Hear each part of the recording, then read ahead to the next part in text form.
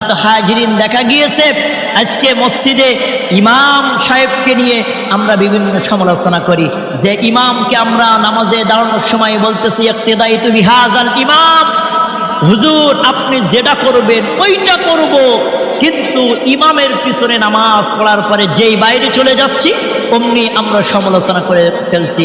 হুজুর যে কথাটা বললো আসলে হুজুরের কথাটা কি হলো? আমার ভাইরা, আপনি তো টাটকা একটা মুনাফিক। কারণ আপনি আল্লাহর ঘরে এসে বলতেছেন আল্লাহ ইমাম যা করবে আমিও তাই করব, বাইরে যে আপনি আগে সমালোচনা করতেছেন। প্রতিটাই মোনাজাতের মধ্যে ইমামের মোনাজাতে থাকছে মুসল্লিদের জন্য দোয়া, আর আপনাদের মুখে মুখে থাকছে ইমাম সাহেবের সমালোচনা।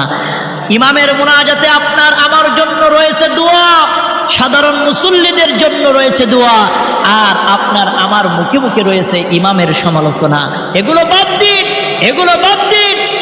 কারণ এই দুনিয়া ক্ষণস্থায়ী, এই দুনিয়া তো আসল জিন্দেগি না।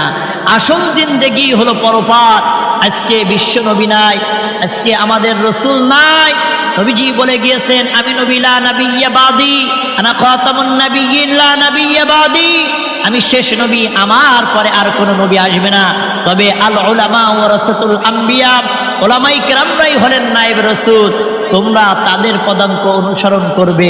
আজকে নবী নাই, নবীওয়ালা সেই দিনের কাজ, নবীর সেই কথাগুলো আমরা আজকে মানুষের সামনে বলি, অথচ আপনাদের রক্তচক্ষু আমাদের দেখতে হয়, আপনাদের বড় বড় কথা শুনতে হয়।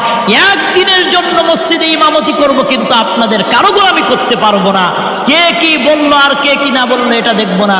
আমি যতক্ষণ পর্যন্ত আল্লাহর কোরআন আর রাসূলের সুন্নাহ মোতাবেক চলবো, আপনি আমার পিছনে কোনো কথা বলতে পারবেন না। যখন দেখবেন আল্লাহর কোরআন বিরোধী, রাসূল বিরোধী কোনো কাজ করছি, তখন আমার ঘাড় ধাক্কা দিয়ে বাইর করে দিবেন, কোনো কথা বলবো না। শুধু একটাই কথা, এই দুনিয়া ক্ষণস্থায়ী। কত রাজা বাদশা ক্ষমতাবান ব্যক্তিদেরকে দেখলাম তারা গোরস্থানের মধ্যে ঘুমায় রয়েছে। এই অট্টালিকা বিল্ডিং বালাখানা সব রেখে তারা সবাই চলে গিয়েছে মাটির ঘরের মধ্যে, 3.5 হাত জায়গার মধ্যে। ওই কবরকে ভয় করুন, ওই কবরকে ভয় করুন।